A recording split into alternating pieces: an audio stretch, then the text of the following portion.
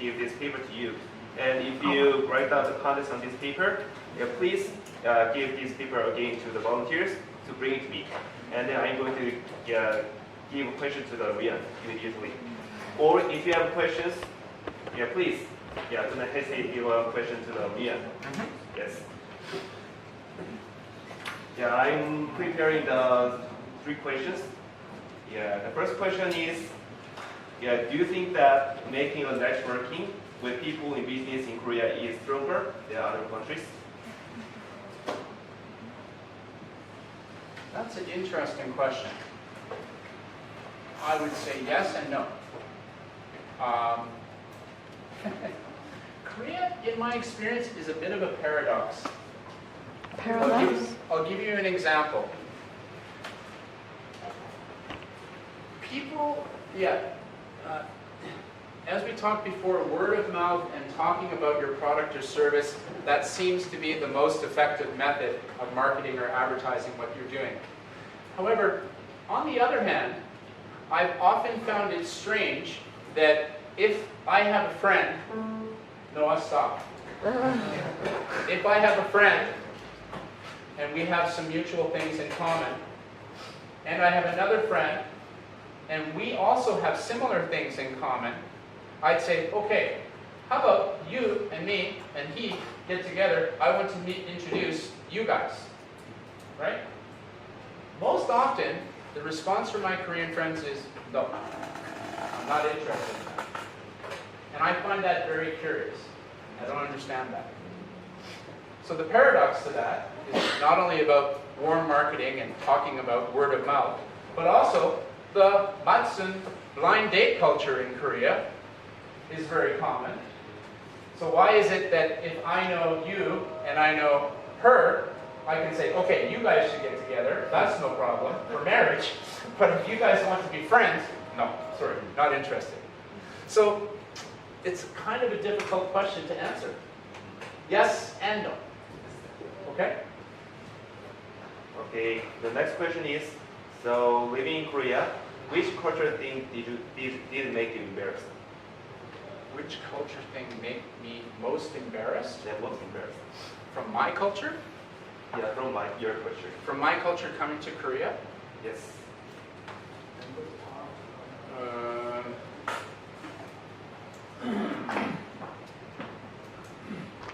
Most embarrassed. I don't get embarrassed very easily, so maybe that's not a good question for me. Or amazing. I would say maybe I can give an example of a cultural example that happened to me in Korea, which I found a bit embarrassing later. Jan, I don't know if you've experienced this yet. What, please? We're almost done, buddy. One time when I was teaching, our school went to another school for a sports activity afternoon. And in Korea, it's very common for someone to give you a glass of soju as a gesture of friendship or respect. So we were all having this barbecue together, and I didn't realize that you didn't have to drink all the soju. Many times the people will pour it out under the table. Well, I had 5 glasses of soju sitting in front of me that I thought I had to drink. So by the end of the night, I was and I don't remember how I got home. And I heard later that I went to some student's house from that school, and we spent some time together, and they put me in a taxi and sent me home. So that might be the best example of learning a little bit more about the subtleties of the culture so that you don't get yourself into an embarrassing situation. I hope that answers your question. Yep. Okay, we have one question left. Yep. So if you still want to give us questions to the Riann today, don't hesitate to give a speech, give a question to the Riann after this talk. Sure. So the last question is, did you mention that you're going to do your business in other countries before coming to Korea? No, really I didn't. I had been teaching in Canada for 6 years, mostly in high school math. And then I took a break, as I said. I really wasn't satisfied with my teaching career in Canada. I did my own business for 3 years, various activities in that business, and then I decided to exercise my travel bug as well as my teaching degree and come to Asia and try that out. My first idea was to go to Japan, but the recruiter that I was talking to suggested that I come to Korea instead. I came to Korea with the idea of staying maybe for a year, and it was way beyond what I expected in terms of my enjoyment and interest level, so I came back and I stayed. So yeah, I didn't really expect that, no. Any other questions? What did you find the business advantages and disadvantages in Korea compared with your country? Ooh, that's an even bigger question. I'm not sure we have enough time to answer that. Advantages and disadvantages. As for your job in Korea. I think that's really too big of a question for me to answer shortly and to summarize for you right now. About what you are doing in Korea. About what I'm doing in Korea? Well, let me answer it this way. I love my job. I love my students. I'm passionate about the other businesses that I'm doing, and I think we're offering a service that's making Gwangju and Korea and hopefully the world a better place. And that would be my goal as a business person. And hopefully, whichever business or career path you choose, you can do the same and feel the same passion about that.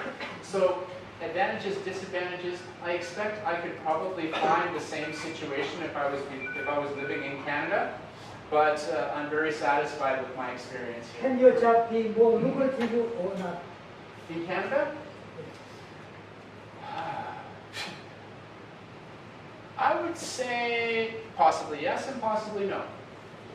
That's a difficult answer. That's a difficult question to answer. As our gentleman in the front said, every person is unique.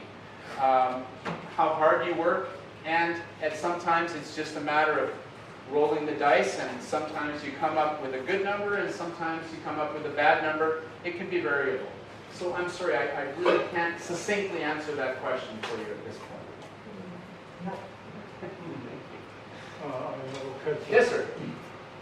I agree with your country, because your country is very beautiful, and population is smaller than Korea. That's true. And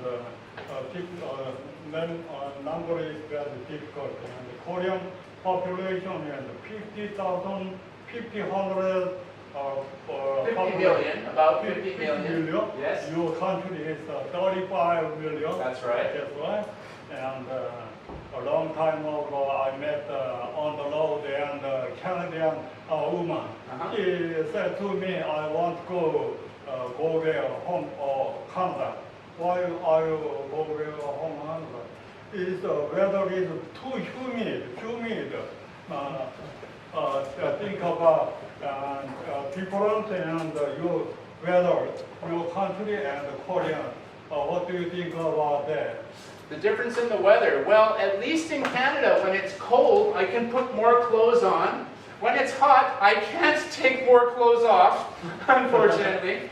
So yeah, that can be a definite difference. Many of my expat friends that have come to Korea say, "Oh, I can't stand the summer," and some of them actually have left because of the weather situation. So it's a good question. Yes? Yeah, I mean, your country is low humid in your country? No, it's drier. It's much drier in Canada. Unless you live in Vancouver where it's raining all the time.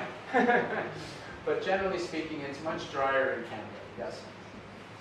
Excuse me. Yes, ma'am. Could you briefly explain about your current job as English study?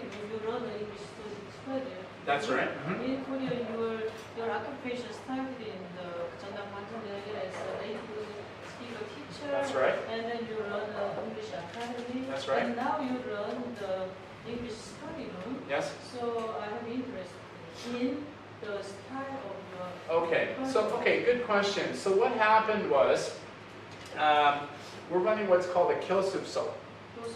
in Korean. I guess what would be an English study room, Dr. Shin? That'd be the translation. So we actually did have a brick and mortar Ohagwon in Cheondan area. But as we talked about earlier, some of these bureaucratic issues began to come up. Within the private education sector in Korea, the government places quite a bit of restrictions. You have to have a certain area of actual teaching space. You can only choose to teach students between this age and this age. If you want to teach the younger students, you must choose this restriction as the upper level. If you want to choose adults, then you can only start at this level and choose these students. If you want to try and help the high school students, you can't be open after 10 o'clock, which makes it very difficult, right? So that was a big challenge for us. We also had a large overhead with our rent, with the staff members, because we were shuttling students around. That was a challenge for us. So after we decided to, and there was a lot of infrastructure that we initially paid out to, make the Hallwon look nice and redecorate and everything like that. So it was a challenge for us to try and grow. We may not have chosen the best area for that to happen, but since we have changed the Kyosupso style, it's been much more, the overhead is much reduced, the tuition has been increased, and we don't have to worry about as much staffing issues or shuttle bus issues, things like that. So, does that answer your question in terms of what we're doing? Do you have any smaller kind of library in your study? Yep, of course. English library. Because you're getting money is more higher.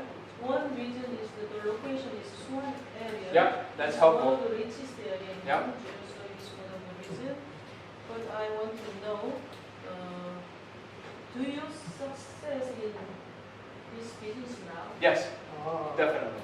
Financially? Yes. And students' achievement level? Yes, absolutely. How? Come on, send your kids to our school. Not financial, not financial. It's not necessary to explain now, but how do you make students level up? Well, I think I mentioned it a little bit earlier. I do think that our service, my experience as a professional teacher in Canada, as well as my experience as an English teacher and professional teacher in Korea, is helpful. My wife has had a lot of teaching experience as well. Our partnership works quite well that way. I think we have some particular personal, individual talents that we're good at. And we've been working on our program for, I've been working on my own personal program for 12 or 14 years. Phonics-based, writing-based, culture-based. So all of that is a process that I think we've been able to create a product which is unique and standalone compared to some of the other English education facilities in the area. Just a question. Thank you very much for your answer. Yeah. What kind of, among the four skills, Yeah. writing, reading, speaking, what do you focus on? Personally? No. To teach your students. Oh, all of them. They're all necessary. They're all necessary. Especially one thing. Well, at the moment, we're trying to move a little bit more in the direction of writing. Yeah, because the Sunan test will soon be changed to have a more comprehensive essay writing section. Am I right? Correct? For the high school, Right. they say. I believe so, yeah. So we're focused a little bit more on the writing aspect. By the way, you have a problem to read Korean now? There's always problems living in Korea as an expat. Language mostly. No problem. Language is mostly the problem. You making much money in Korea? No problem. No, our income is satisfactory. You're millionaire very soon. A millionaire very soon. Well, I hope so. It's making some money. Okay, we'll get in touch. But my interest rates are very high. More like a loan shark. Yeah, no problem. Okay, anything else? What do you think about the optimal age of learning English, especially in children? Again, that's an individual question. I've often found that adults, in fact, are possibly optimal because of the passion they have, as opposed to kids that are sent to English academies and have to study. So it's all dependent on the motivation of the student, and how, as a teacher or an educator, how can I motivate the students to be interested in learning English? So that's another sort of vague answer, but I think it depends on the motivation of the student, basically. I like that answer.